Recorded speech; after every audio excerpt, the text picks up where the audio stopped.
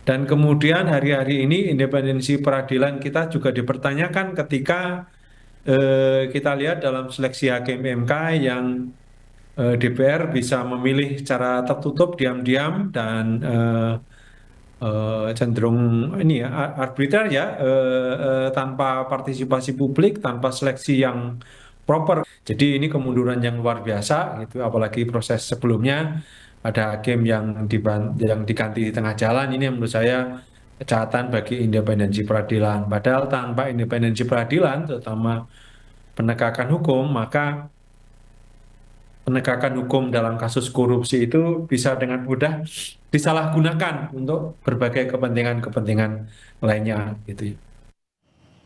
Saudara, TNI Angkatan Darat mulai menyiapkan personel untuk pengiriman pasukan di wilayah konflik tak terkecuali Gaza. Kepala Staf Angkatan Darat Jenderal Maruli Simanjuntak mengungkapkan penentuan kebutuhan personel akan ditetapkan setelah adanya permintaan resmi dari pihak koordinator di Gaza. Kesiapan mengirim pasukan ke wilayah konflik disampaikan Kepala Staf Angkatan Darat Jenderal Maruli Simanjuntak usai menghadiri rapat pimpinan TNI Polri bersama Presiden Prabowo Subianto di Kompleks Istana Kepresidenan Jakarta. Ia mengungkap sejumlah pasukan sudah siap, bahkan sudah berlatih. Menurutnya, penentuan kebutuhan personel akan ditetapkan setelah adanya permintaan resmi dari pihak koordinator di Gaza.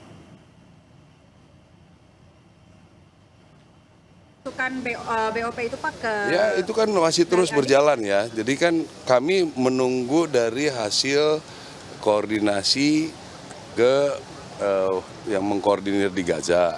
Nanti ke Mabes TNI nanti ke Mabesat memerlukan personil yang berkarakter apa. Nanti kami siapkan, gitu begitu. Udah mulai berlatih orang-orang yang kemungkinan kan kita nanti kan jadi perdamaian.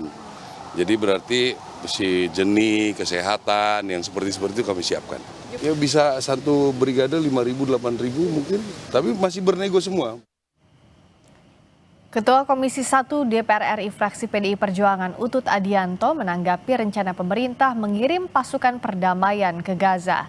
Ia menyarankan tidak perlu mengirim pasukan dalam jumlah besar ke Gaza dengan zona pengamanan yang tidak begitu luas.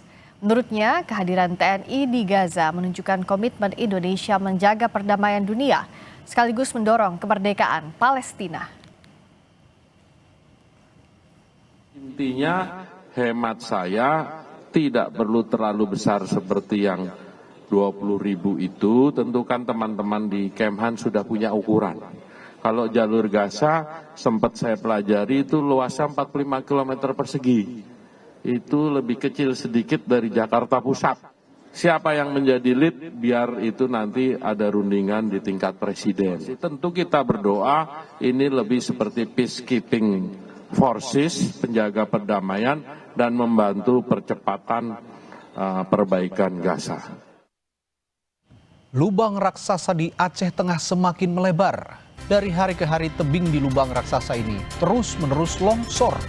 Kami hadirkan informasinya sesaat lagi di Sapa Indonesia Malam.